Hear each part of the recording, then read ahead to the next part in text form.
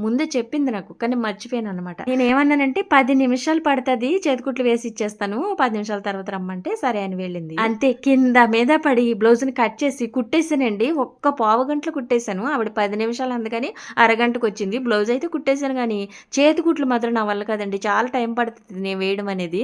అప్పుడు నేను ఇలా హుక్స్‌లు వేసేసాను. అందుకే ఏ పనైనా నేర్చుకునుంటే ఎప్పుడైనా ఉపయోగపడతది. చేతికుట్లు లేకుండానే మెడ, అలాగే చేతులు, కింద నడుము మిషన్ తోటే కుట్టేసాననమాట. ఇంక నేను ఎయవలసిందల్లా తాళ్ళే అవేసి ఇచ్చేసాననమాట.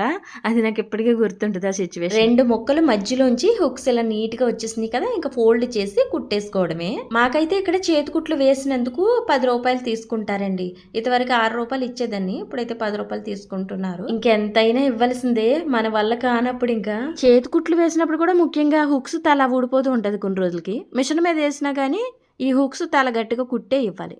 వీడియో నచ్చితే ఒక లైక్ చేయండి ఫ్రెండ్స్. బాయ్.